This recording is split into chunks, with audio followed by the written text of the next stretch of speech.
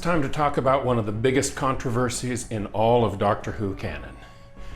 Welcome to the Time Treadmill. I'm Ron, and these are my sweaty thoughts about Doctor Who.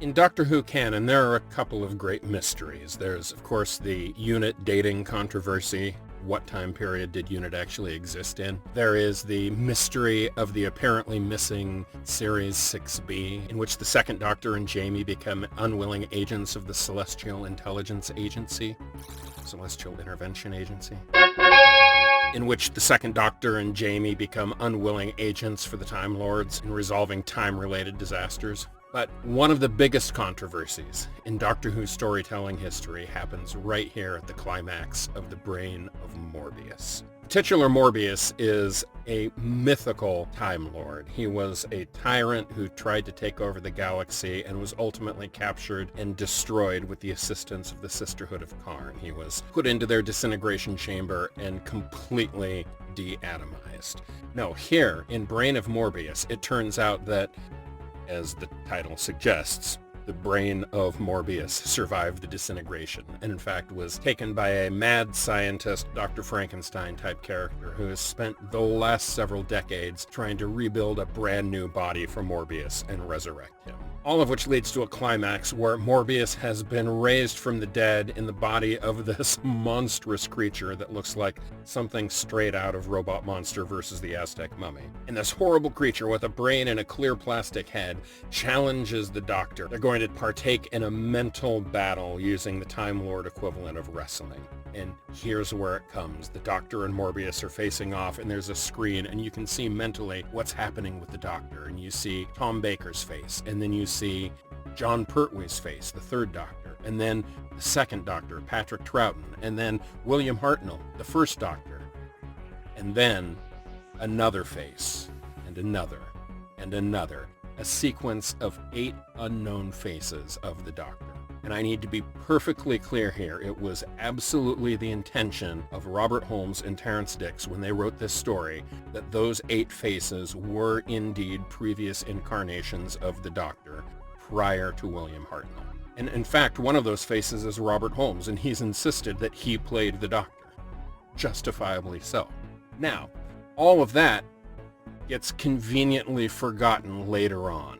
A few stories down the road, there's a plot point that introduces the Time Lord regeneration limit that says Time Lords can only regenerate 12 times, they get 13 bodies, and then that's it, it's all over. And in that story, the Master has reached the end of his last regeneration, and he's battling to come back to gain an entirely new regeneration cycle. Okay?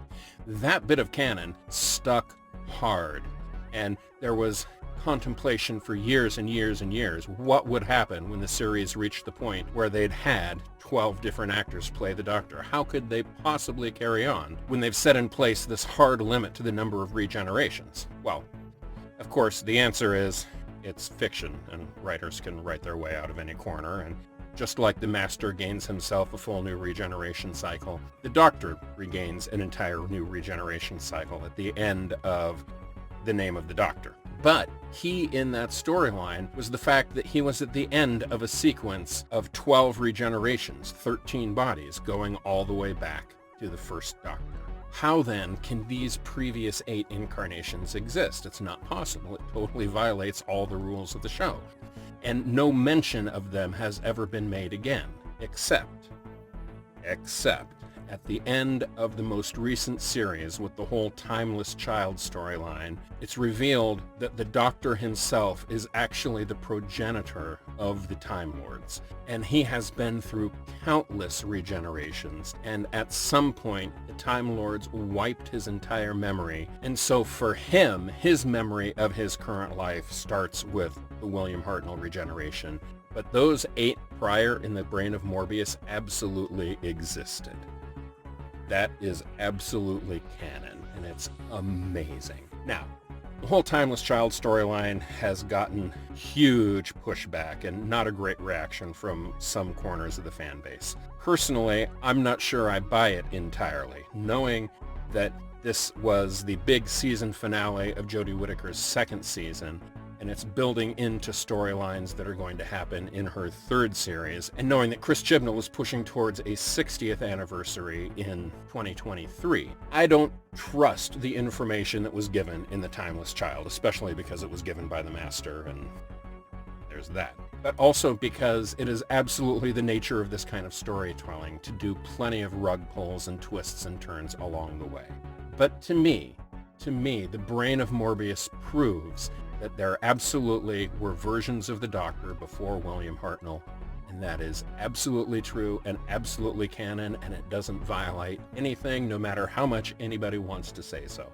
I love this story so much. This is one of the great gothic horror stories of Doctor Who, and one of the most significant, and I highly recommend you seek this one out and watch it.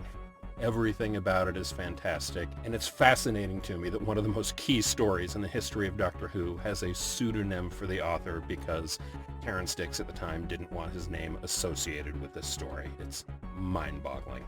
And on that note, I'm going to call it a day. I will see you tomorrow with The Seeds of Doom.